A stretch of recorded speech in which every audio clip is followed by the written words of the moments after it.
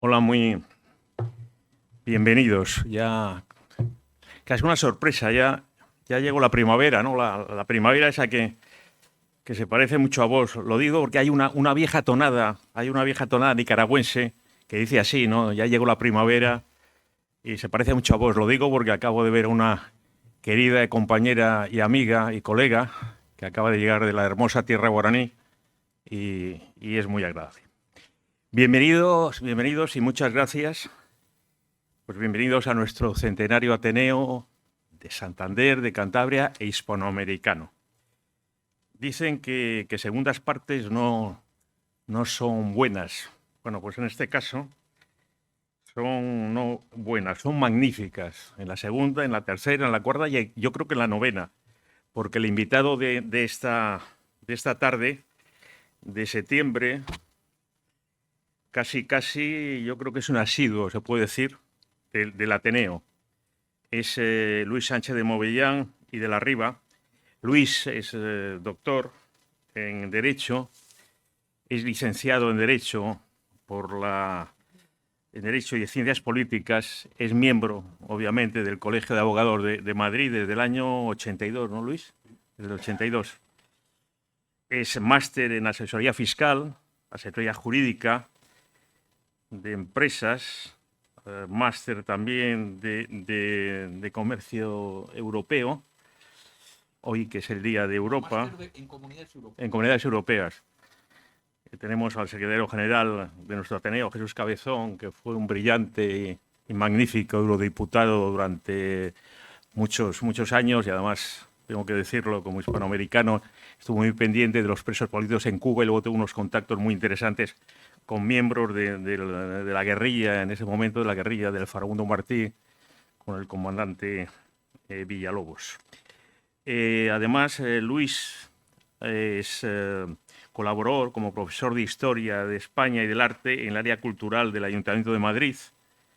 Sigo, Luis, cofundador de la Gaceta Liberal, colaborador de la revista Razón Española, del diario digital El Mundo Financiero. Ha sido colaborador del diario Montañés en la época de la presidencia de Manuel Ángel Castañeda, de nuestro presidente, y me decías que como 300 artículos, calculas tú. Luego ha trabajado, ha escrito, ha sido columnista de diarios digitales, por ejemplo, el Semanal Digital.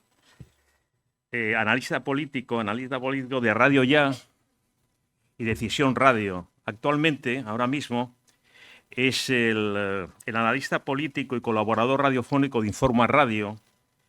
Informa Radio, y lo dice un periodista radiofónico, en Informa Radio, digo, es director de uno de los programas de más audiencia y repercusión mediático, podríamos decir, en la Comunidad de Madrid, que se llama Españoles Olvidados, un programa verdaderamente extraño, entre comillas, pero apasionante y apasionado, porque está retratando y dando a la luz, en este caso en la voz de las ondas, a personajes, pues eso, que fueron muy importantes en España y que están por muchos motivos políticos, de pereza y de abandono, totalmente olvidados.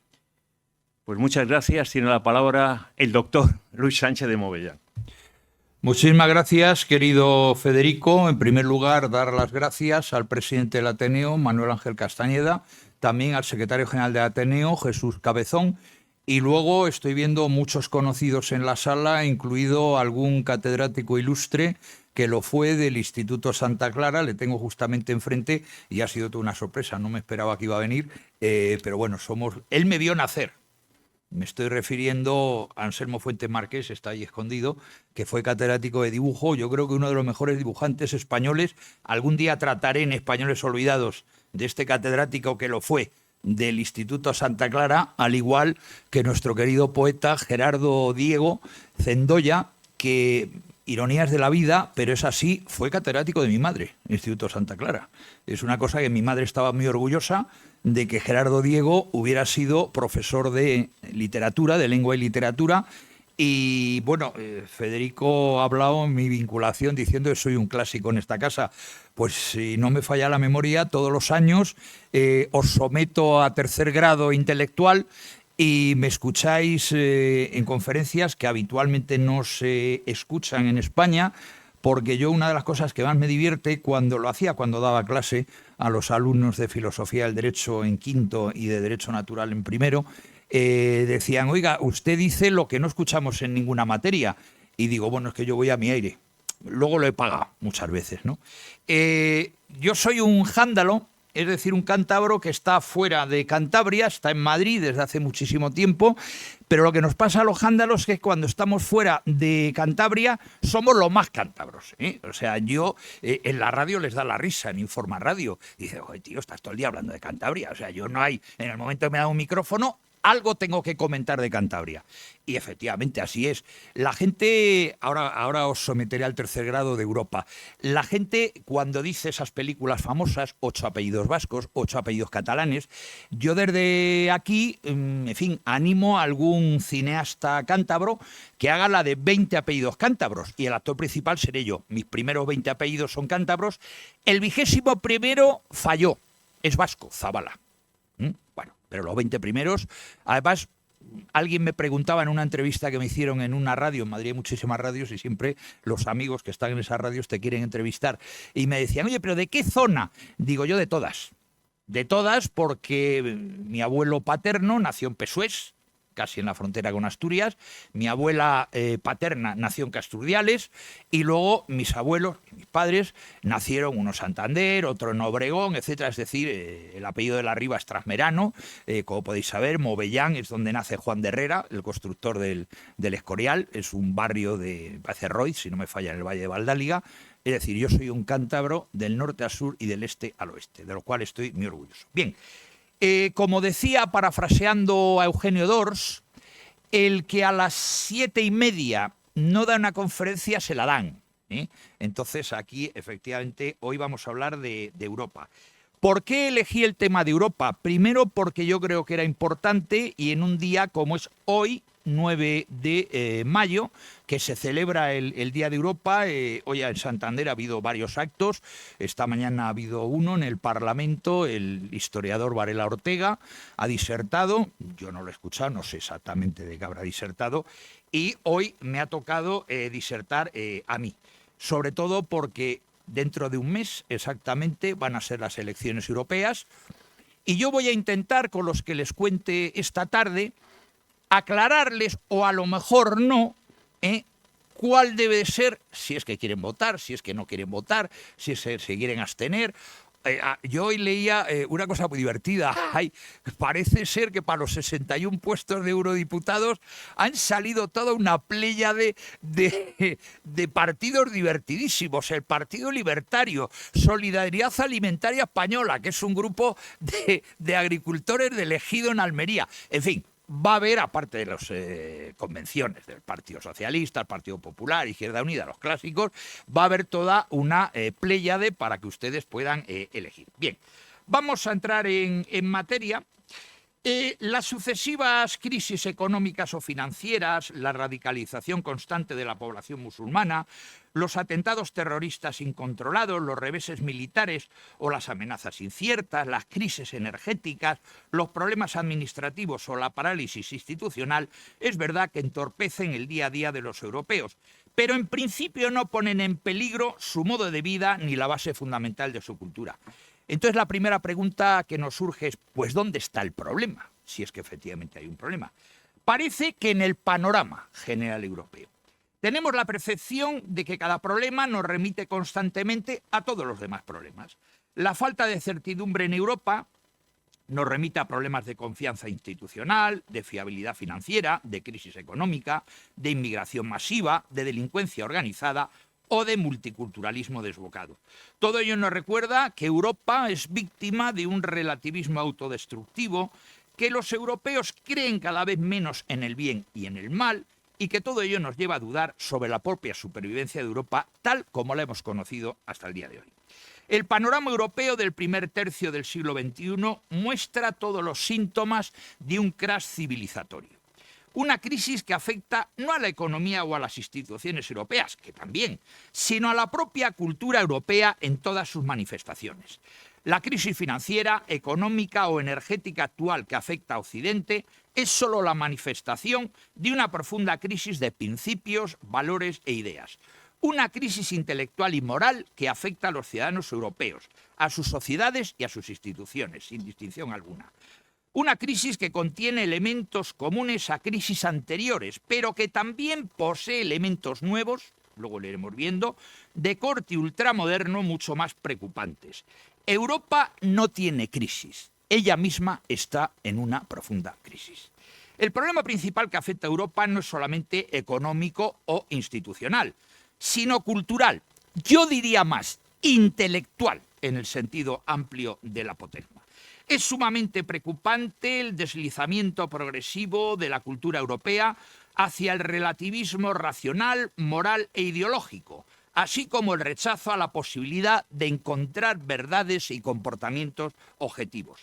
Europa tiene un cáncer, que ya lo teorizó el gran filósofo italiano Gianni Battimo, il pensiero debole, el pensamiento débil. Ha habido también sociólogos que han hablado de la sociedad líquida, etc. Bien.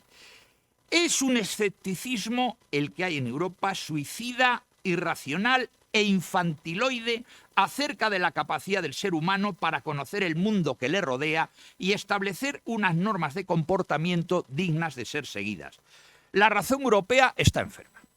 Y con ella la argumentación lógica, la búsqueda rigurosa de causas y consecuencias, la elaboración de teorías consistentes y verdaderas y la renuncia a las obligaciones axiológicas que de todo ello se deriva. En definitiva, hemos sustituido la Europa del logos, la Europa de la razón, por la Europa del pathos, por la Europa de la pasión o del sentimiento. La cultura europea en todos sus ámbitos está renunciando a un conocimiento objetivo, a la verdad, y se conforma con verdades subjetivas, individuales y parciales. Estamos en el reino de la posverdad. Tanto las instituciones como los mass media y los propios ciudadanos han caído en la creencia falsaria de que todo es relativo y todo vale lo mismo. La falta de ambición por conocer la verdad tal como es paraliza empresas, ciudadanos e instituciones. Cuando no se cree en nada, no merece hacer nada y triunfa la inacción. Uno de los graves problemas de Europa es que los europeos están haciéndose perezosos y pasivos. Por ello, Europa se para, por falta de ambición teórica y esfuerzo intelectual, derivados del puro relativismo y de la acomodación consumista. Esta apatía intelectual conduce vertiginosamente a que Europa esté cada vez más anquilosada, tanto en lo económico o institucional como en lo social, artístico o cultural. La primera víctima del siglo XXI europeo es el discurso racional y lógico. Políticamente está siendo sustituido por el emotivismo, el victimismo, el sentimentalismo o la poesía moral. En definitiva, por la irracional, pero políticamente correcta, cultura woke. Hoy en día, en Europa, uno no piensa que algo esté bien, sino que cree o siente que está bien. Se considera dogmático, reaccionario y aun fascista el tener un pensamiento fuerte, un pensamiento hard, que dirían los británicos. Pues lo que se lleva es el sensualismo debilucho y complaciente. Si los sentimientos son algo perteneciente a la esfera de lo subjetivo y por ello no racionales, los valores y la idea del bien no podrán razonarse, pasando el razonamiento ético y político a dejar de tener sentido. Hoy en Europa el debate sobre lo bueno y lo malo, sobre la verdad o la mentira, es pura falsificación. La verdad se sustituye por la opinión o por la experiencia subjetiva del individuo. El primer problema actual de Europa es la extensión de la creencia de que todo es relativo y subjetivo. Se extiende la idea perversa de que la verdad es exclusivamente individual, lo que equivale a decir que la verdad no existe. Las primeras culpables de esta situación son las élites políticas, culturales e intelectuales europeas, que impulsan y propagan este punto de vista nihilistoide, reduciendo todo a una simple valoración personal por un lado y a una forma atractiva de presentarlo por otro. La consecuencia inmediata de esta renuncia a la objetividad nos conduce a la dificultad ética de distinguir el bien del mal, lo justo de lo injusto. Hoy en Europa oímos hablar mucho de moral, se crean comités de ética por doquier, pero el discurso axiológico, el discurso de valores no existe. Puesto que los europeos no creen ya que el bien y el mal sean algo objetivo, se engañan con falacias éticas. Para ellos todo es relativo. Los valores morales, políticos o intelectuales dependen de la cultura, de las experiencias personales o de la religión que se profesa. Es una antiética en la que se afirma que el bien depende de lo que opine cada uno. Pero si esto fuera así, el bien simplemente no existiría. Y el bien común, o la superestructura en términos marxistas, será el bien del que mejor argumente demagógicamente, del más hábil o del más fuerte, en términos sofistas del filósofo cínico griego Calícles. Relativismo moral y escepticismo intelectual son las dos enfermedades que corroen la entraña espiritual de Europa. Si la bondad o la maldad solamente dependen del individuo, entonces no hay ningún motivo para no tratar de burlar las reglas de los mercados financieros, tratar de engañar a los electores o utilizar las instituciones públicas o privadas en provecho propio. Esta tolerancia del relativismo esconde, ojo, un despotismo antidemocrático que raya en la más pura tiranía. La crisis institucional europea, sea local, nacional o comunitaria, fruto de un relativismo, por cierto, nada neutral ni inofensivo, hace que Europa, infectada moralmente de miasmas subjetivistas, se esté corroyendo y autofagocitando con leyes y actitudes que no se ajustan ya a un bien objetivo ni a verdades inmutables. Europa se está devorando a sí misma y a su régimen democrático.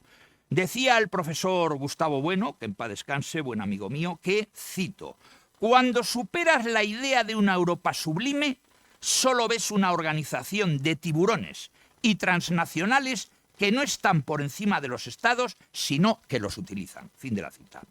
La democracia es posible porque Europa comparte una serie de valores comunes que se consideran objetivos, verdaderos y fundamentales. El pluralismo presupone la existencia de estos valores, de una herencia común a todos aquellos que participan de la Comunidad Europea. La pluralidad política solo tiene sentido desde la unidad moral. Pero la primera interrogante de la metástasis relativista en orden al análisis del futuro europeo salta a la vista. Si los europeos no creen en el valor absoluto de sus valores e instituciones, surge la primera pregunta. ¿Por qué no sustituirlos por otros criterios? Si todo es lo mismo, ¿por qué no otros regímenes políticos? ¿Por qué no la Sharia? ¿Para qué preservar unas instituciones obsoletas y premodernas? ¿Por qué no instaurar la posmodernidad axiológica y recrear unas instituciones woke? La crisis demográfica, los bajos presupuestos dedicados a defensa, la desidia ante la inmigración ilegal, la inacción ante el terrorismo yihadista, la connivencia con el narcotráfico o la corrupción política son posibles porque Europa ha dejado de creer que tiene un patrimonio moral e institucional digno de ser cuidado, expandido, defendido y protegido.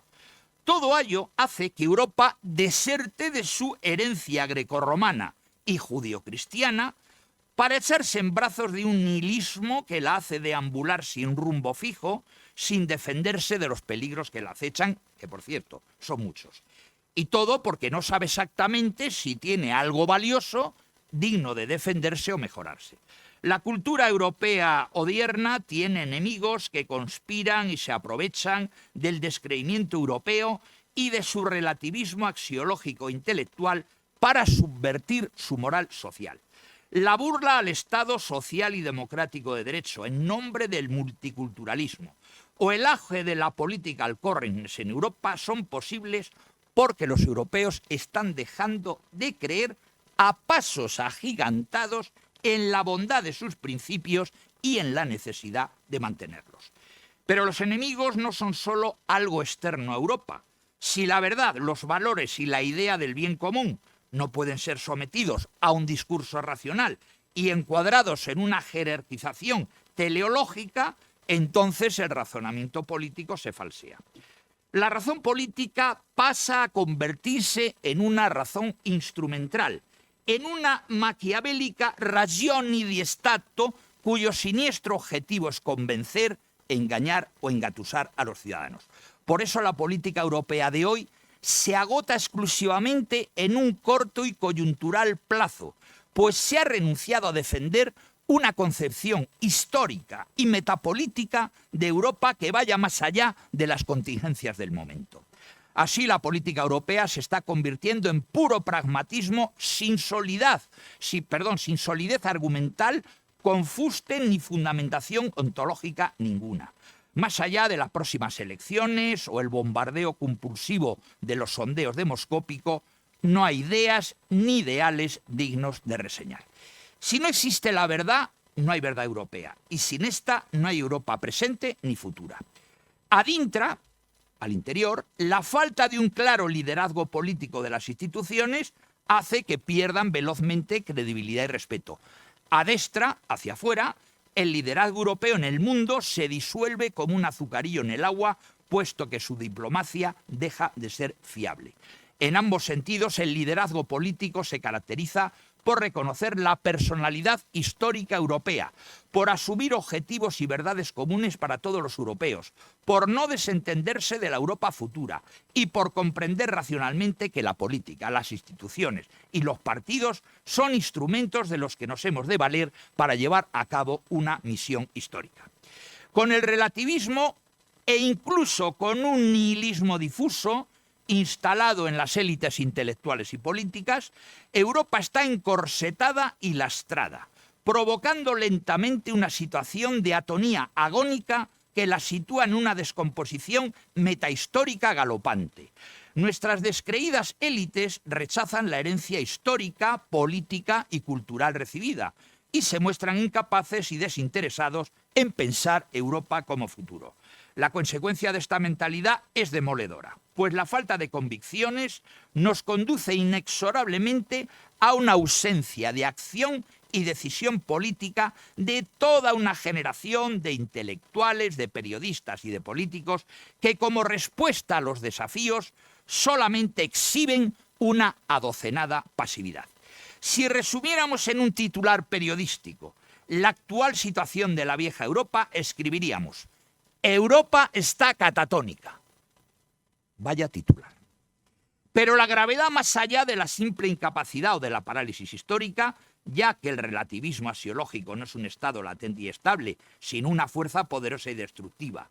El subjetivismo ético tiene una lógica propia que lleva a una paulatina eliminación del objetivismo, combatiendo todo lo que le circunda.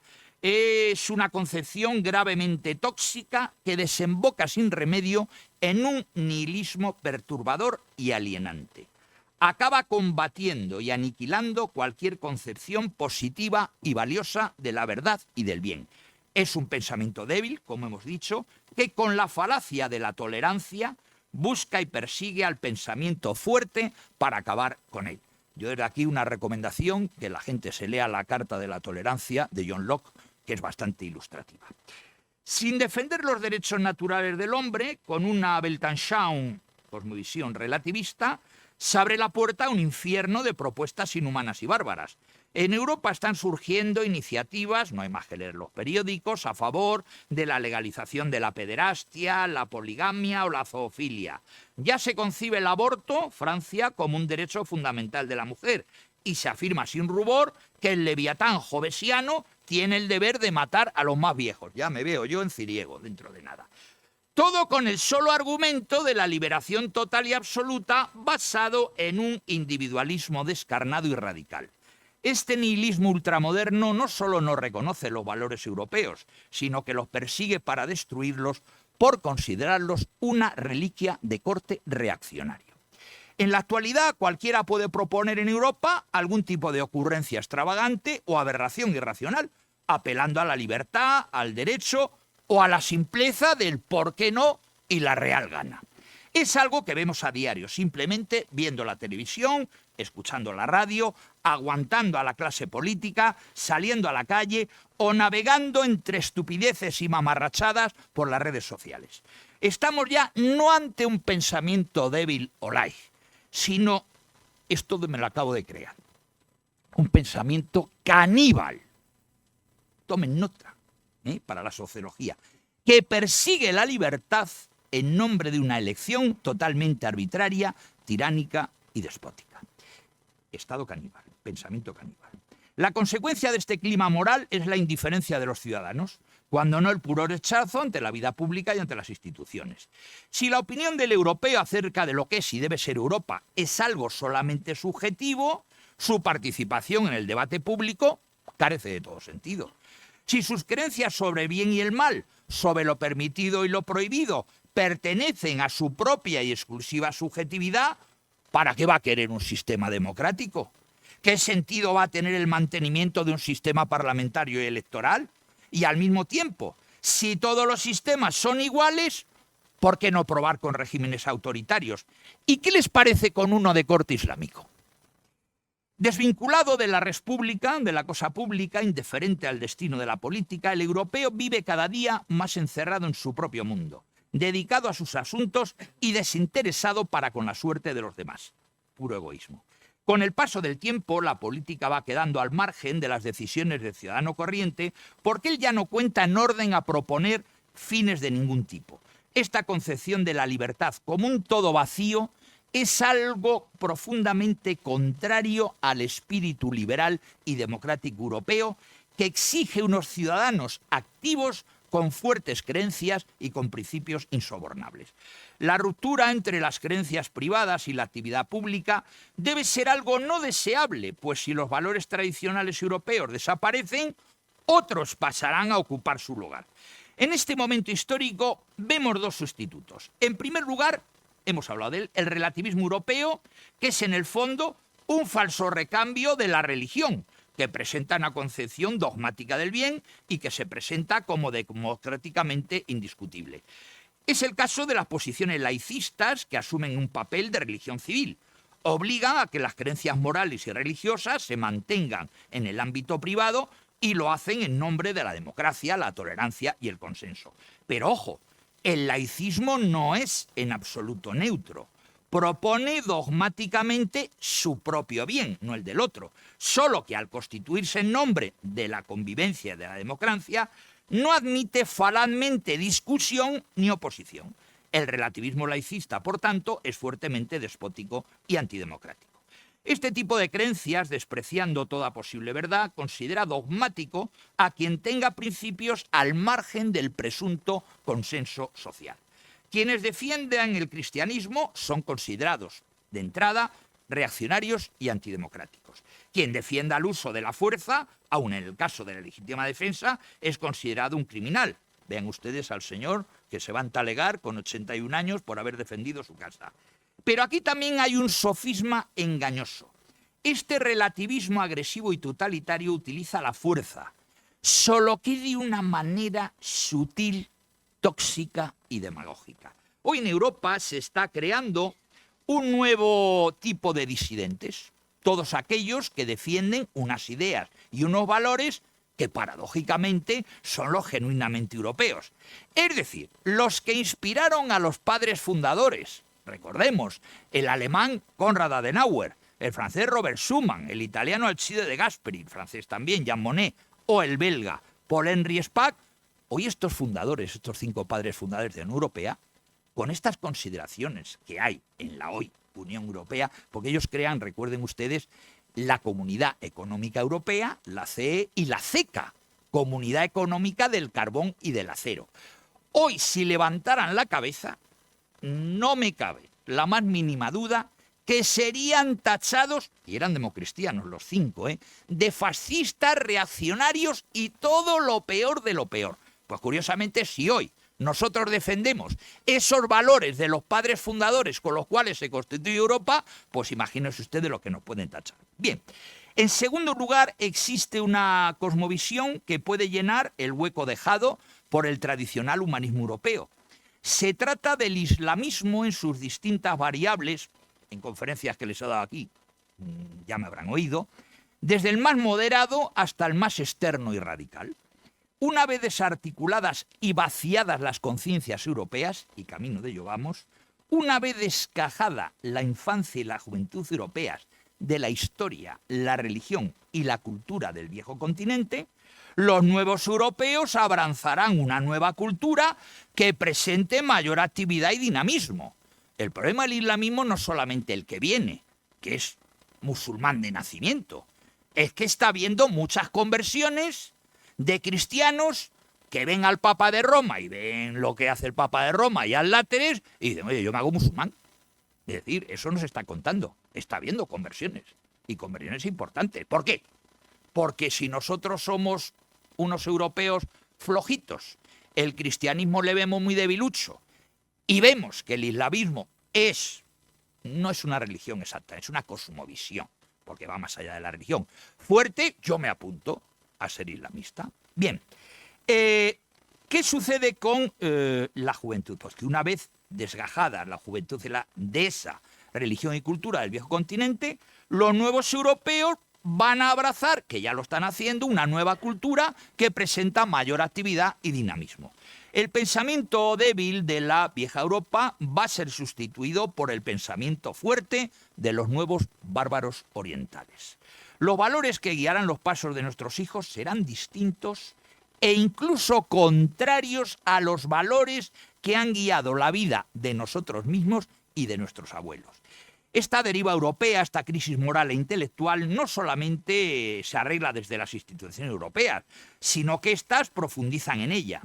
La congestión institucional europea no es ajena a este relativismo desquiciante, pues hoy no son las instituciones europeas las que se ponen al servicio de los valores presentes en la sociedad, sino que se pretende que sean los ciudadanos los que se acomoden a los valores que les imponen autoritariamente desde el poder. La masiva burocratización institucional europea, la extensión de este pensiero d'Ébole, en términos batimianos, el refuerzo de este nuevo Leviatán, recuerden, el Leviatán era la figura del Estado que lo contempla Hobbes. Recuerden ustedes que era un monstruo en el cual había pequeños ciudadanitos que se los comía el monstruo, ¿no? Bueno, pues el Leviatán, que era como lo llamaba, el Leviatán eurocrático, hasta hacen que se allane el camino para un futuro despótico en Europa. Ojalá me equivoque. Quien tenga el poder dentro de 50 años, bien es verdad que estoy haciendo hipótesis, con este análisis que estoy haciendo y que ustedes están escuchando, hipótesis a 50 años. Yo me gustaría que esta hipótesis, en términos hegelianos, no se convirtiera en tesis. Pero yo, después de los análisis, tengo en la sala algún filósofo importante, y no voy a decir quién, y sabe de lo que estoy hablando. Ojalá me equivoque y la hipótesis no se convierta en tesis, pero los indicios, a poco que analices y observes, hacen que, me van a decir ustedes, hombre, usted es un pesimista. Bueno, yo soy un realista, dícese del pesimista bien informado. Entonces, bueno, ojalá me equivoque, pero bueno, yo tenía el deber moral, aquí sí tenía el deber moral de contarles a ustedes la historia que les estoy contando, y luego ustedes se la creen, no se la creen, o dicen, bueno, este señor que está aquí hablando desde esta mesa, por cierto, una mesa nueva, estupenda, no sabe lo que dice. Bueno, ustedes vayan reflexionando, y además les recomiendo una cosa, como desde hace ya unos años las conferencias se graban y se cuelgan en la página web del Ateneo, eso permite que ustedes las puedan poner todas las veces que quieran. Yo estoy encantado, y a ver, y lo paran. Oye, ¿qué dice este hombre? A ver, ¿qué decía tal? Y lo pongo otra vez. Oye, ¿esto qué dice este par? Bueno, pues efectivamente se está grabando. Entonces, en este mes que queda, hasta las elecciones europeas, vean esta conferencia 2 o 3 veces y reflexionen. Yo siempre recomiendo, hoy en día, vamos a ver, estamos en la sociedad del vértigo, como la denominaba mi amigo el padre López Quintás, que hablaba de la sociedad del vértigo, de la manipulación del lenguaje, etcétera, etcétera. Y es verdad, no nos dejan pensar. Además, las redes sociales, el puñetero, perdónenme ustedes la expresión a esta hora de la tarde, móvil, hace que no pensemos. Entonces yo creo que va siendo hora de que reflexionemos, porque si algo importante ha habido en Europa, y aquí sí rompo una lanza a su favor, ha sido la creación filosófica. Desde Platón, Aristóteles, pasando por los padres, por Santo Tomás de Aquino, por el racionalismo, por Hume, por el empirismo, por John Locke, por lo que ustedes quieran. Entonces, piensen. Seguimos. Bien. El pensamiento débil, como decía, de la vieja Europa será sustituido por el pensamiento fuerte de los nuevos bárbaros. Bien, esta deriva europea, como decía, no solamente no se arregla desde las instituciones, sino que se profundiza en ellas. La masiva burocratización institucional, la extensión de este pensamiento débil, el refuerzo de este nuevo leviatán, hacen que se allane el camino para un futuro despótico en Europa. Quien tenga el poder dentro de 50 años, ojo, sean subjetivistas o islamistas, me da lo mismo, buscarán dominar las mentes y robar los corazones de los europeos con instrumentos de manipulación ad hoc para ello. Y ya estamos en esto que estoy comentando. Ya estamos. Alerta. No exageramos al afirmar que Europa camina decididamente y con paso firme hacia el despotismo democrático o, lo que es peor, hacia el totalitarismo islamista. Yo no sé si ustedes han visitado los países árabes, yo prácticamente los conozco casi todos y siendo hombre te manejas bien, no hay especial problema. Si eres mujer, no te sientes en un café porque pueden pasar cosas que no se lo voy a contar ahora. Con eso está dicho todo. Viajen ustedes a los países musulmanes, no árabes, musulmanes. Indonesia musulmán, es el mayor país musulmán y no son árabes en Indonesia. Y luego me lo cuentan, como decía el otro. Bien, la posibilidad de un despotismo sobre la ancha faz europea, he dicho ancha faz, pues no sé si saben ustedes en griego qué significa Europa.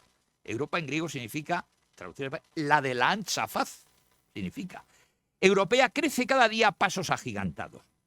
O los europeos reaccionan o su futuro estará entre ambas perversiones, la islamista y la relativista. Mientras tanto, y a la vista de la penetración masiva de musulmanes en Europa, nos preguntamos lo siguiente. ¿Tendrán el relativismo, el nihilismo y el materialismo europeos fuerza como para contaminar a los musuleuropeos como ya lo han hecho con los europeos nativos? Ahí lo dejo. ¿Podrá perder fuerza y vigor el islamismo mediante la contaminación de la crisis europea? También es verdad que esos tres elementos, el relativismo, el nihilismo y el materialismo, sí han afectado gravemente al cristianismo. No hay más que verlo. ¿Podrán con el islamismo? Pregunta que también dejo en el aire. Y no quiero ser como Bob Dylan, la respuesta está en el viento. Pero bueno, a lo mejor está en el viento. Bien, pero siendo realista nos tememos lo contrario. El laicismo, ojo, puede ser lo suficientemente fuerte como para conseguir que Europa reniegue de sí misma, de sus propias esencias, pero no lo será cuando tenga enfrente una cosmovisión, la islamista, Islam versus laicidad, laicismo, que lo considere herético y que no dude en utilizar la violencia para combatirlo. Ojo, eso no se lo plantea a la gente. Bien, el cristianismo, vienen los laicistas y nos acollonan. Y perdonen la hora, pero es verdad. ¿A un musulmán le va a acollonar un laicista? Va a ser que no. Hoy en día, islamismo y relativismo son aliados estratégicos para vaciar de creencias un continente entero. El laicismo progresista es un tonto útil y compañero de viaje del islamismo, ya que la izquierda europea y también buena parte de la derecha, ojo, hacen el juego al islamismo para destruir el ethos cultural europeo, haciendo tabula rasa moral e intelectual de todo un continente. Por ello, no es de extrañar que grupos y gobiernos musulmanes jaleen y promuevan la expulsión del cristianismo de la vida pública. A ellos les interesa la extensión del aborto, de los métodos anticonceptivos o del matrimonio homosexual e incluso la equiparación del propio cristianismo con todo tipo de sectas. Su estrategia es clara y solo es cuestión de tiempo que Europa quede lista para recibir la fe islámica y convertir a todo un continente. Una campaña silenciosa que se apoya en dos pilares fundamentales: la crisis de valores y la demografía. La demografía, esa batalla la tenemos perdida. Y el que no quiera verlo, huya óptico. No me cabe ninguna duda de que la Europa de dentro de 50 años será radicalmente distinta a la Europa actual y a la Europa de la segunda mitad del pasado siglo XX. Tampoco se va a parecer a esa Europa que crean los padres fundadores después de la Segunda Guerra Mundial para intentar evitar los horrores de la Gran Guerra, la Primera Guerra Mundial y de la Segunda. Bien.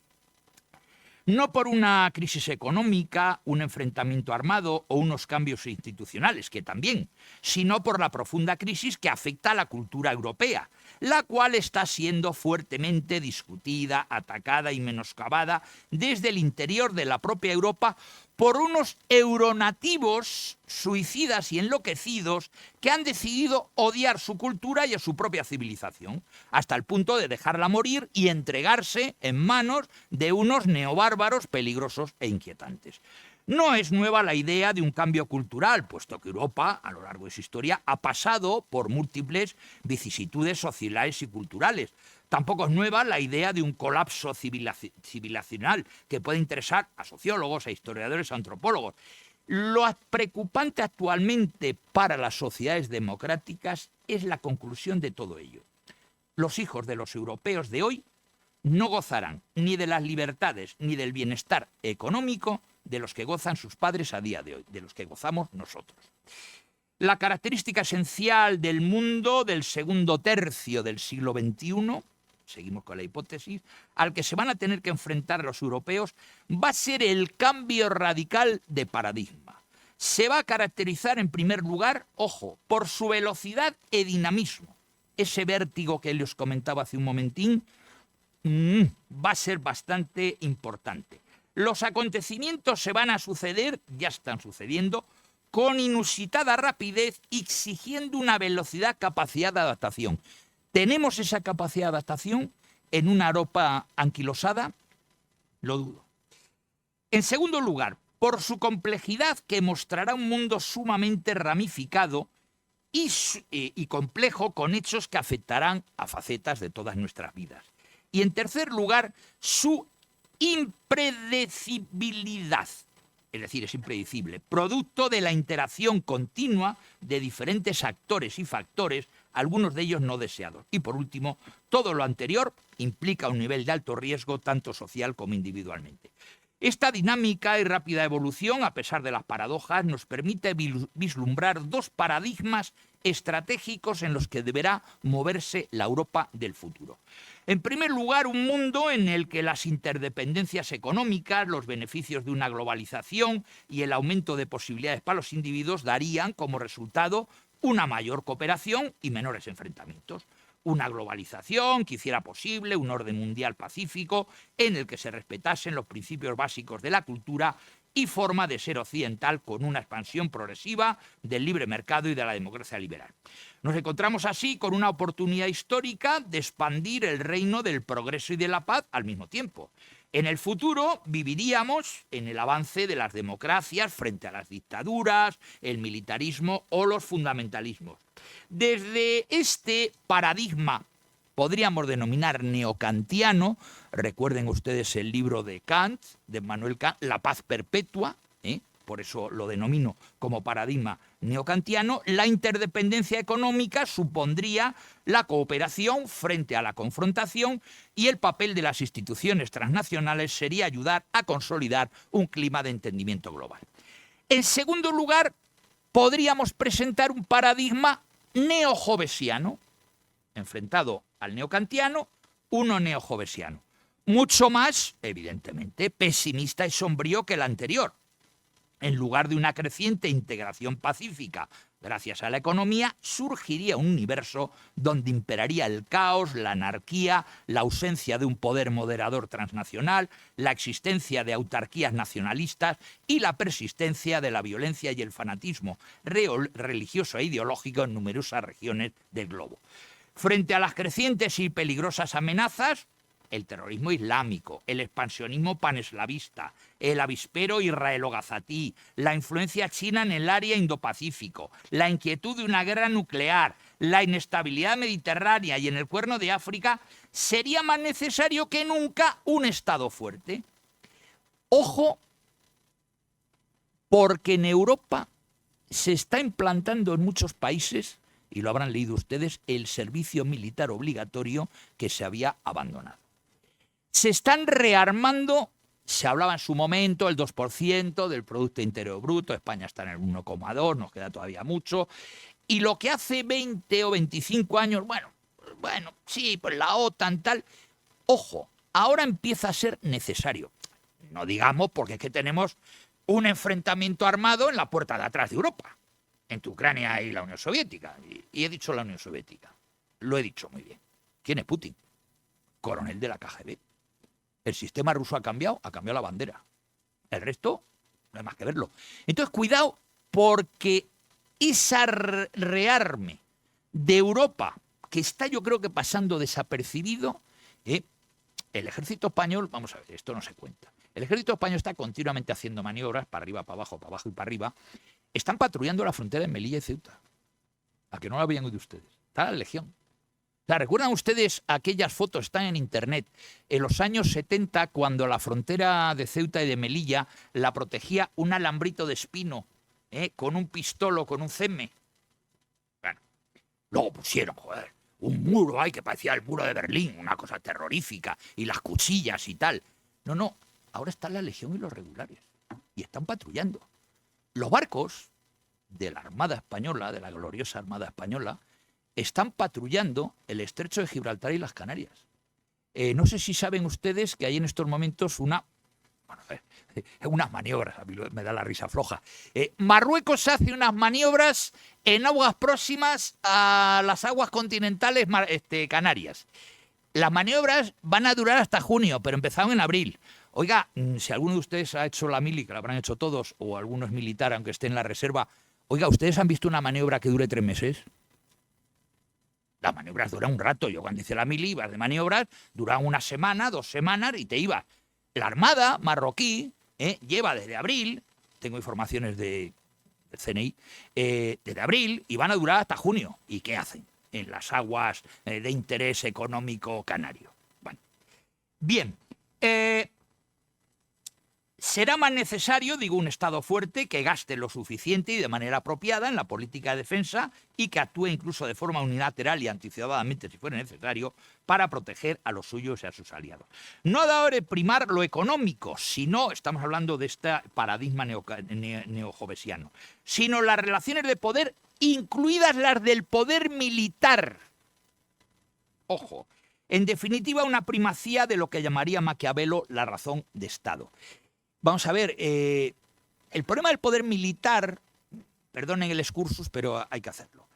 No es solamente en Europa, lo hemos comentado, la zona clásica, que sería Canarias, Estrecho de Gibraltar, zona de Oriente Próximo, ahí está el eje, es un eje estratégico, sino si ustedes tienen noticias de alguien que viva en Filipinas, mi hija vive en Australia, en Nueva Zelanda, la zona Indo-Pacífico es una zona muy importante en la cual continuamente está patrullando no solamente la 8ª flota, la 9ª flota norteamericana, que está por el mar de la China siempre, porque está habiendo ataques muy serios a Taiwán y a Japón, incluso, por parte de la República Popular China, sino que están pendientes, sobre todo Australia y Nueva Zelanda. No sé si saben ustedes lo que son los 5 ojos, los Five Eyes. Los Five Eyes son un sistema personal que tienen de espionaje con satélites Canadá, Estados Unidos, Gran Bretaña, Australia y Nueva Zelanda.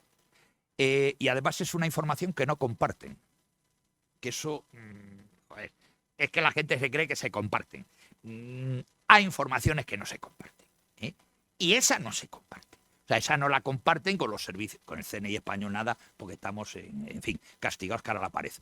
Con el Deuxième Bureau francés, con el MI5, MI6 británico, con el Servicio Federal de Espionaje alemán.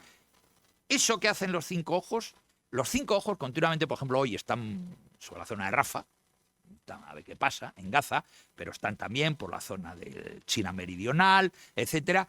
Entonces, eso, el poder militar que les estoy comentando, es algo que no nos gusta, a lo mejor, pues nos hemos vuelto todos muy pacifistas, pero está ahí. Bien, se trata, por terminar los paradigmas estos, de unos paradigmas ideales que nos van permitir formular la gran pregunta. Como ven, mi conferencia está llena de preguntas, no tengo más remedio, son todo preguntas. ¿Cuál de estas dos Weltanschauungen, que dicen los alemanes, cosmovisiones, será más pertinente para explicar, reflejar y entender el mundo al que se enfrentará Europa en los próximos 30 años? ¿El neohovesiano o el neokantiano? No tenemos todavía la mágica respuesta, pero hay dos fenómenos globales que apuntan a que el mundo, me temo, que será más hovesiano que kantiano. El primero, el terrorismo islamista, su virulencia y su persistencia temporal a lo largo del mundo. La guerra contra el terror islámico será muy larga y costosa y su erradicación depende tanto de victorias militares operacionales como de una delicada labor de persuasión y de cambios sociales complejos, difíciles y lentos de acometer. El segundo fenómeno supone la voradura de la política de no proliferación de armas nucleares. Vamos a ver, aquella política de los países nucleares y no, en los años 60, 70, 80, llevó a que España, que tenía, no lo saben ustedes, había una operación Islero que capitaneó el almirante Carrero Blanco, por el cual la bomba atómica en España estaba a punto. Es más, les voy a dar otro dato. ¿Recuerdan ustedes aquella foto, yo me reí mucho, de Fraga en Palomares con aquel Meiba que yo, joder, ¿de dónde sacó el Meiba? Manolo Fraga, joder, era una cosa horrible. Con el embajador americano, que se habían caído unas bombas. Entonces se recuperaron unas de las bombas, 3 o 4, pero hubo una que no apareció. Joder, los americanos, oye, que no aparece la bomba, joder, ¿dónde coño está la bomba de Palomares? ¿No saben ustedes que unos buceadores de los servicios de inteligencia españoles, por orden del almirante Carrero, la mangaron? Claro, sí. Y luego en la Junta de Energía Nuclear, que lo presidía un coronel del Ejército del Aire, si no me falla la memoria, la desmontaron para ver cómo era una bomba nuclear. Claro. Y a punto estuvimos, ¿eh? Lo que pasa es que uno de los motivos por los cuales el señor Kissinger, les voy a desvelar, porque esto les divierte más. El día anterior a ser asesinado el almirante Carrero Blanco, el almirante Carrero Blanco tiene una reunión con Kissinger, con Henry Kissinger. Y bueno, estuvieron hablando y tal. Lo que no sabe la gente es que en esa reunión, precisamente por motivo de la operación Islero, el señor Kissinger le amenazó de muerte al almirante Carrero. Y dirán ustedes, ¿y cómo lo sabe? Voy a desvelarlo, ya se puede desvelar estas alturas. ¿Cómo lo sabe usted? Habrán oído hablar, porque era ministro de Obras Públicas, Gonzalo Fernández de la Mora.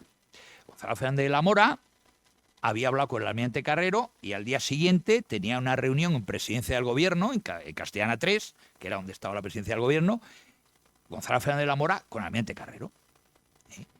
Y entonces, la noche anterior, le dijo, tuvieron una conversación, esto no está escrito en ningún lado, pero de ¿cómo lo sabe usted? Yo hice la tesis doctoral con Gonzalo Fernández de la Mora, sobre él, y me lo contó. Dice, la noche anterior me dice el almirante Carrero, oye, mañana tengo que verte, joder, macho, Kissinger no vea, me ha amenazado. Coño, mi almirante, ¿cómo le ha amenazado? Joder, sí, coño, que me ha amenazado de muerte. Bueno, pues ya me lo contará. No llegó a contarlo, porque lo asesinaron. ¿Ves? Mucho cuidado, ¿eh? Mucho cuidado, que los malos son muchas veces más de lo que nos parece, especialmente el señor Kissinger, que imagino que estará en las calderas de Pedro Botero asándose, porque ha sido uno de los enemigos, no, lo digo claramente, uno de los enemigos más peligrosos que ha tenido España. Así de claro. Bien, el otro ha sido Giscard d'Estaing, cómo no. Bien, el segundo fenómeno va a suponer la voladura de la política de no proliferación de armas nucleares y la voluntad del régimen iraní en orden a dotarse de ingenios nucleares. O sea que, curiosamente, lo que hace 50 años no toleraban determinados regímenes, que tuviera la bomba atómica cualquiera, hoy la tiene Pakistán, la tiene la India, va a tener Irán, etcétera, etcétera. Bien, y la tiene también Israel. Bien. Existen dos escenarios alternativos en los que creemos que Europa podría moverse en los próximos 3 decenios. El primero es un escenario en el que el terrorismo islámico perdiera fuelle, se frenara la proliferación nuclear y avanzara la lucha contra la pobreza y la tiranía. Es un paraíso, un mundo efectivamente pacífico, rico y cooperativo. La clase política europea se podría seguir dedicando a las extravagancias de la political correctness, el deshielo de los polos, el cambio climático, la capa de ozono, las políticas de género, el crecimiento sostenible, energías verdes, etcétera, etcétera. El segundo escenario sería un mundo catastrófico en el que todo haya salido mal. Retirada norteamericana del primer plano internacional, ojo, que el señor Trump, como gane en noviembre las elecciones, se retira. Ya lo hizo en el primer mandato que tuvo. La OTAN, ahí os quedáis. Y yo ni un duro y no quiero saber nada. Y si se va a Estados Unidos, lo tenemos crudo, con el señor Putin en el Kremlin. Bien, desplazamiento masivo de poblaciones, radicalización extrema de la umma musulmana. Estos dos escenarios puede dar lugar a unas combinaciones, las voy a enumerar porque ya me ha dicho el presentador que ya estamos fuera de tiempo, que van a ser la Eurabia. Puede convertirse Eurabia. Eurabia es un término, no es mío. Un término que lo acuñó Oriana Fallaci, la famosísima periodista italiana, cuando vio el desastre de las Torres Gemelas, se agarró un cabreo de 3 pares de bigotes, se escribió La rabia y el orgullo, La rabia y el orgoglio, y hablaba de Eurabia. El segundo escenario, la dulce euroeutanasia. Muchos gobiernos europeos nos van a dar matarilia a todos los que estamos aquí en la sala. Miro la sala y digo, vamos, de aquí a Ciriego nos quedan 2 telediarios. El Euro Big Sister, el gran hermano, la distopía esa que habrán leído todos ustedes de 1984, de George Orwell, Fahrenheit, de Ray Bradbury, etcétera, etcétera, todas las distopías, con las redes sociales, cámara, yo voy por la calle, o sea, además los drones, ahora ya son los drones, o sea, es una cosa que como te mueva lo más mínimo, bueno, ni les cuento, además los drones disparan, te pueden disparar desde el aire, bueno, una cosa terrorífica. Y luego también una Europa que podemos encontrarnos, que yo la he denominado Eurolandia. Bueno, pues aquí vivimos felices, en Eurabia o con la eurotanasia que nos mandan a todos a... ¿Recuerdan ustedes aquella película, no me acuerdo cómo se llamaba, que a los 30 años te morías? Era una distopía muy curiosa en la cual pues, la gente vivía feliz, era una especie de Eurolandia y a los 30 años se moría todo el mundo. Y hay una película, no recuerdo ahora el nombre, que se hizo. Bien. Voy a ir terminando, no me da tiempo, pero sí, efectivamente, terminar diciendo que en cualquiera de los casos la Europa de 2050, la Europa de nuestros hijos y nietos, no tendrá nada que ver con la Europa de sus padres y abuelos, de nosotros y de nuestros padres. Será una Europa más pobre, más gris, más decadente, más débil y más inmoral. Estará más expuesta a los peligros, sean internos y externos. Su proceso de derrumbe moral ad intra afectará su situación ad extra, siendo vulnerable a las influencias exteriores que agravarán su posición. En definitiva, Europa es hoy incapaz de enfrentarse a los problemas y los retos que se le presentan. En lugar de afrontarlos desde su propia tradición política y moral, la que mantenían los padres fundadores, desde una voluntad decidida y poderosa, así como por una apuesta decidida por sí misma y por su futuro, los afronta equivocadamente, profundizado en los errores, vicios e inconvenientes que la han conducido hasta el momento presente. Europa necesita un cambio de rumbo total, un cambio de política radical que empiece por los más básicos principios cívicos y éticos, los cuales están rechazando intencionada y sibilinamente las élites políticas e intelectuales europeas de hoy. Por todo ello, y para terminar, nada mejor que recordar lo que dijera Albert Einstein. Si la civilización de Europa se hundiese como se hundió en Grecia, la desolación intelectual que resultaría de ello sería tan profunda como lo fue entonces. Muchísimas gracias.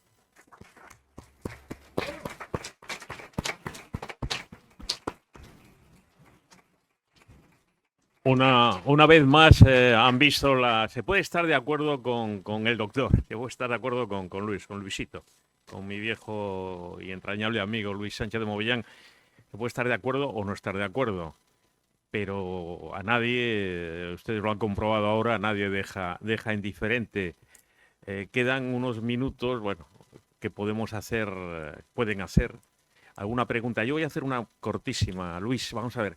Si hubiese un libro, solamente un libro que te sirviese, que fuese un poco guía de caminantes, que sirviese un poco como, digamos, pues eso, como faro para comprender Europa, para comprender la Europa actual y la Europa anterior. Solamente uno, ¿cuál podrías citar tú? Vamos a ver, es un libro del maestro de mi maestro. A mí me dirige la tesis Dalmacio Negro Pavón, catedrático de Historia y de las Ideas Políticas en la Facultad de Políticas de la Complutense, y su maestro fue, ustedes le conocerán seguro, Luis Díez del Corral. Don Luis. Escribió un libro que es, yo creo que el mejor ensayo sobre la historia de Europa. Se llama El rapto de Europa. No sé si está descatalogado. Me imagino que sí. Porque claro, don Luis era un liberal, mi maestro era un liberal y yo, bueno, ya no sé lo que soy. Bueno, yo soy de todo. Entonces, ese libro yo creo que es uno de los mejores libros que se ha escrito sobre Europa, El rapto de Europa. Aquí en verano hay una feria del libro antiguo, entonces, bueno, intenten buscarlo, hablar con algún librero de viejo, pues yo creo que está descatalogado. ¿Qué de año es, No. Luis, aproximadamente? Pues fíjate, don Luis Díez del Corral lo escribió en los años 50, lo debió escribir, una cosa por el estilo. Entonces, es un clásico, yo siempre recurro a los clásicos. Entonces, el otro día me lo preguntaba, no es una pregunta a bote pronto, pues que el otro día me lo preguntó Federico. Dice, oye, te voy a presentar, ¿y qué libro? Y digo, bueno, pues, dilo al público, pues yo creo que es un libro fantástico. Yo le leí hace muchísimos años, porque mi maestro, claro, esto hay que leérselo, evidentemente, y El rapto de Europa de don Luis Díez del Corral. Claro, que España no estaba integrada todavía, No, claro. no. Era una expectativa que teníamos de Europa, era, bueno, aquello del contubernio de Múnich. Joder, el contubernio de Múnich, se fueron a la cárcel, los desterraron a muchísima gente, además demócrata cristiano. Pues me dice, bueno, oye, desterraron a un comunista. Bueno, pues bien, joder, pero coño, demócratas cristianos. Íñigo Cabero lo mandaron ahí, yo no sé si en la Isla del Hierro, alguna de estas. Bueno, pues el contubernio de Múnich no le gustaba a Franco la Unión Europea y bueno, pues así estábamos fastidiados. Entonces yo creo que hay que leer a los clásicos. Hoy en día hay una diarrea bibliográfica y de edición absolutamente terrorífica. Y entonces yo creo que El rapto de Europa de don Luis, en fin, no sé, no quiere decirle, a lo mejor me puede tirar con el micrófono. Luis del Partido Comunista de España sabe un poquito, sí. Bueno, está desvelando algo. Yo fui militante del Partido Comunista de España en la clandestinidad. Muchos lo fuimos. Y luego hemos hecho el viaje. No vamos a perdonar nunca, pero bueno. El viaje, no. Lo siento. Vamos, luego los que son amigos míos en la sala. Luego tomamos un tequila y lo arreglamos. Lo siento. Se me ha escapado. No tenía que haberlo dicho, perdón. No hemos dicho nada. Siempre ha estado en la democracia cristiana. Por favor. Sí. Yo trabajé hace años en la Audiencia y conocí a un señor, a un presidente que era don Adolfo Sánchez de Montbellán, era pariente suyo. Era hermano de mi abuelo, tío abuelo mío, sí señor, efectivamente. Yo provengo de una familia de jueces, porque vamos a hacer aquí intrahistoria de la tierruca. Adolfo Sánchez de Montbellán fue presidente de la Audiencia de Santander, mi tío Ricardo, diputado por la CEDA en el año 36 por Cantabria, precisamente, fue muchos años y se jubiló siendo presidente de la Territorial de Barcelona, y mi abuelo Ernesto se jubiló siendo magistrado del Tribunal Supremo. Entonces, bueno, mi padre empezó Derecho, pero le pilló la guerra civil y, como muchas carreras, se vieron frustradas y, bueno, pues mi padre sirvió en la división Littorio.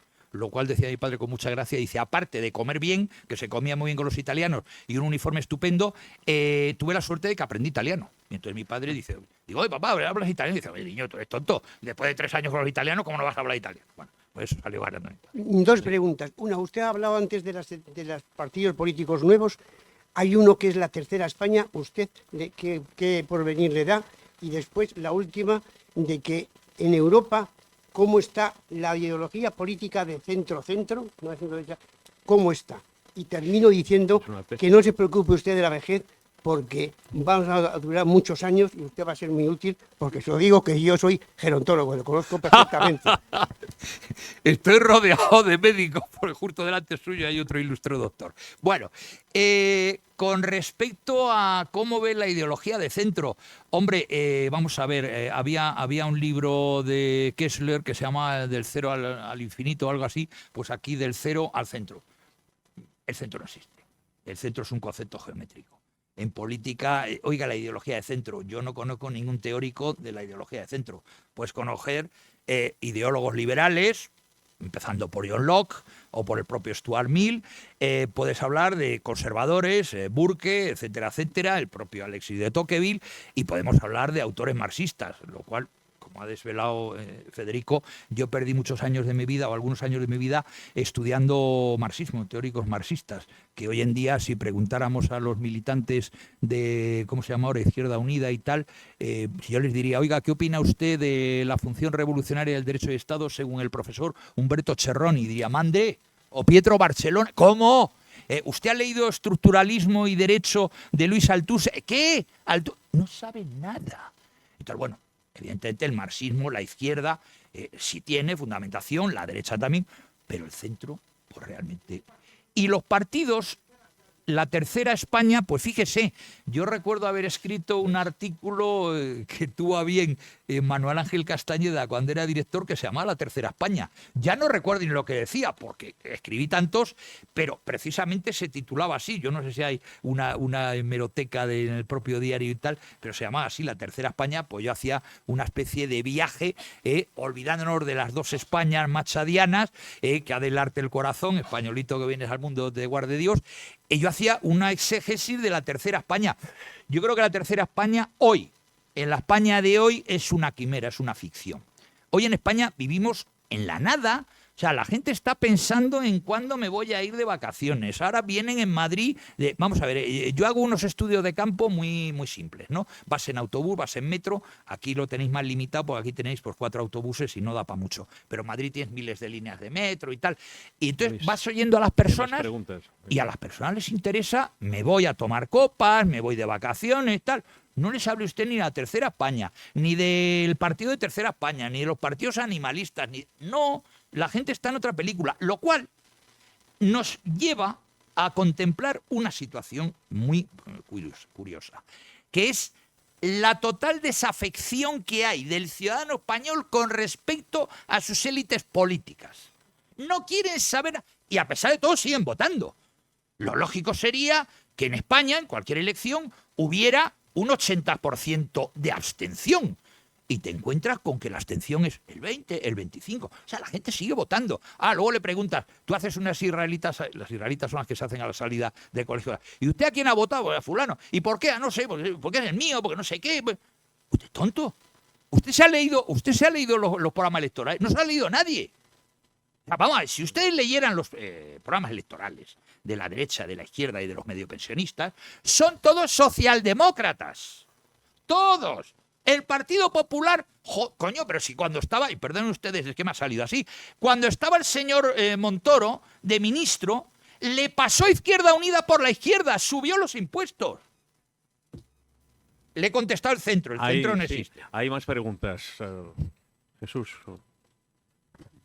Sí, no sé qué pregunta hacerle. Que eso lo diga Jesús Cabezón, que empieza a preocuparme. No, pero le voy a manifestar que me ha quedado absolutamente fuera de juego. Es decir, yo que soy agnóstico, no conozco a nadie que se haya convertido al Islam. No conozco a nadie. Dice usted que hay masas que se convierten al Islam. Sí las hay. No, Debe de ser en Madrid. No, pero usted... No sé, pero aquí en Santander no conozco a nadie, yo personalmente, que seré muy despistado, no conoceré a la gente. Bien. Pero hay cosas que me han llamado la atención.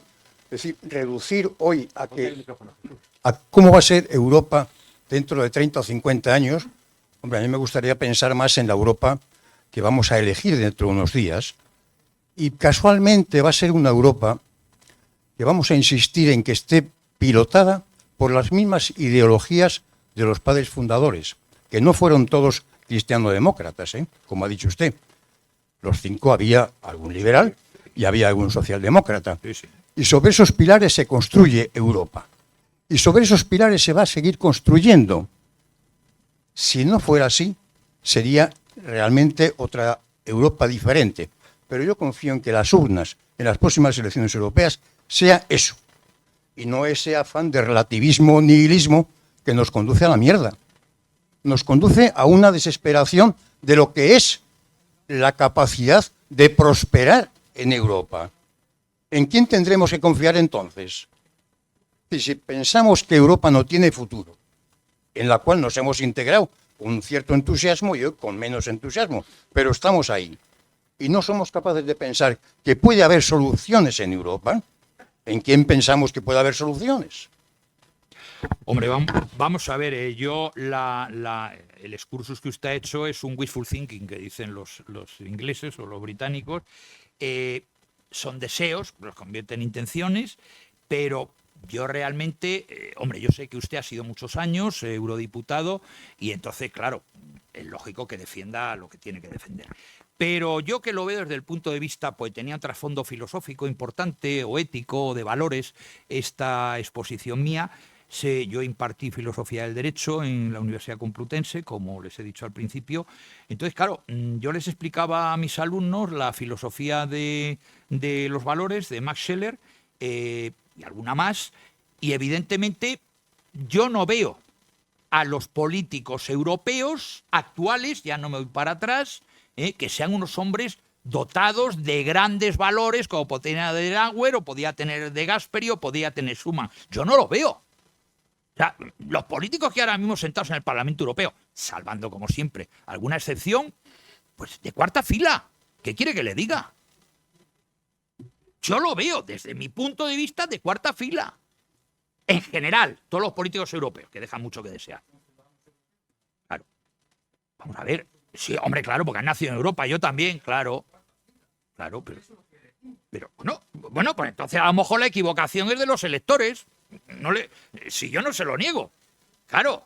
Ahora, los que salen elegidos están encantados de que los electores no sepan lo que tienen que elegir. Están encantadísimos. Pues claro, salen y cobran 10.000 pavos. Claro. Así de claro. Joder, Gilberto.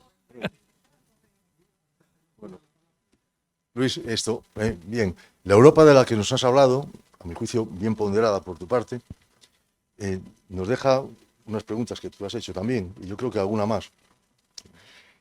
Yo veo que en una España como en la que vivimos, tenemos una imposición bastante acentuada, ¿no?, del sistema que hay gubernamental.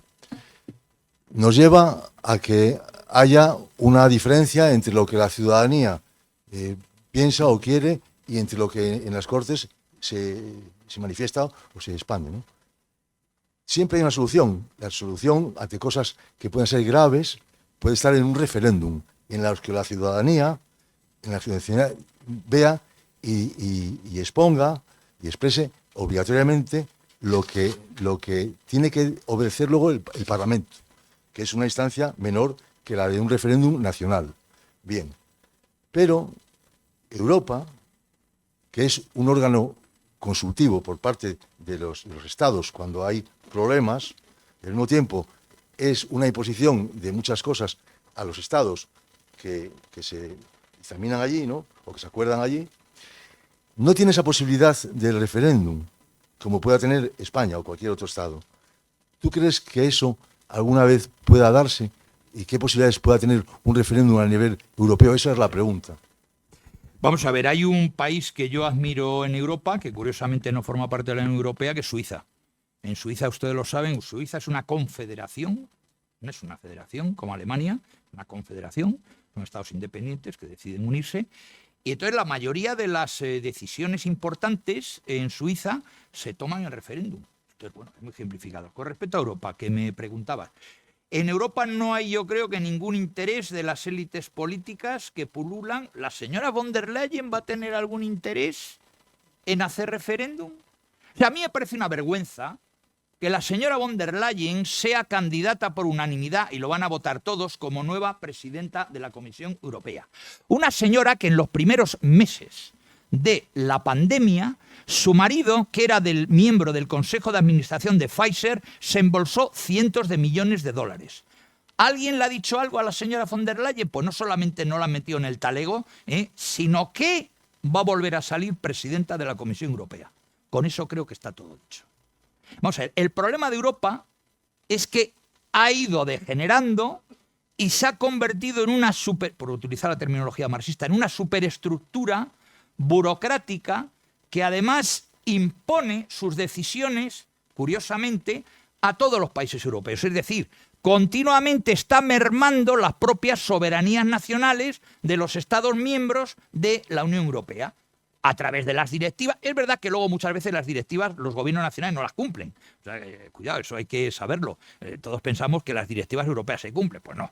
Y el gobierno español es el primero, pero no el que hay ahora. Aznar también los incumplía cuando entramos, y después Rajoy, etcétera, etcétera. Es decir, que el problema, y hacen bien muchas veces en no cumplirlas, porque claro, hay veces que dices, coño, pero estas directivas, no hablemos en las directivas, ahora que vienen las elecciones europeas, los agricultores, y nosotros vamos a ver, en España estamos acostumbrados, y no digamos en el norte, como estamos en Cantabria, se come, bueno, ni les quiero contar, incluido el menú del día.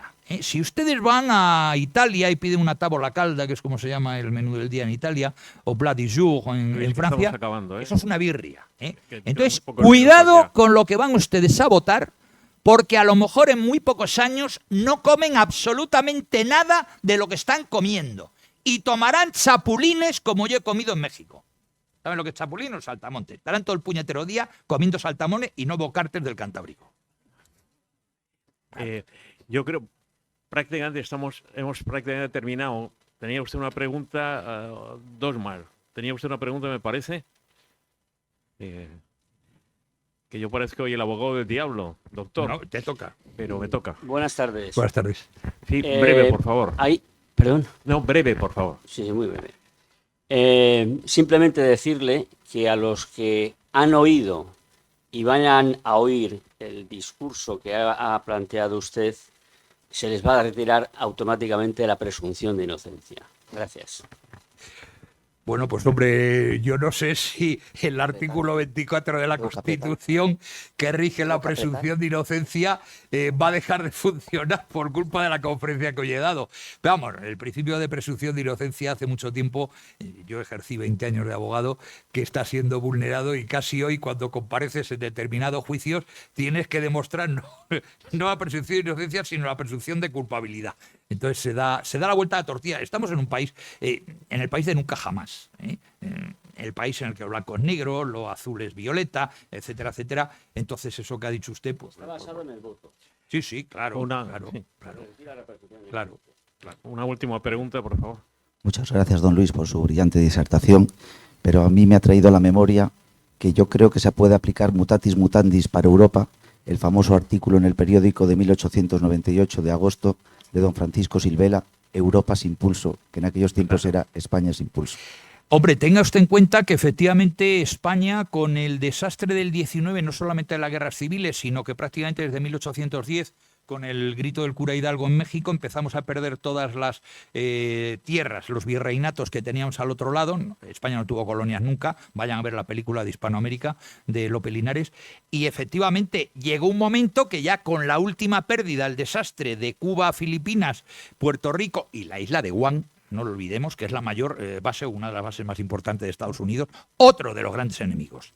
Señor Kissinger y los Estados Unidos, de España. El Maine lo volaron para justificar la entrada. Se ha contado, no, es que las calderas estaban mal. No, lo volaron directamente, y Randolph Hearst, a través de la prensa amarilla, se entretuvo en decir que España era culpable. Pues efectivamente, los regeneracionistas, no solamente el artículo y Silvela, sino que Lucas Mayada, Ángel Ganivet, etcétera, etcétera, el propio Joaquín Costa, les dolía España porque veían que efectivamente España estaba sin pulso.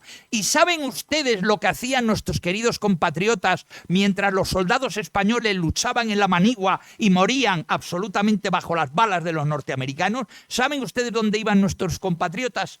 A ver las corridas de toros.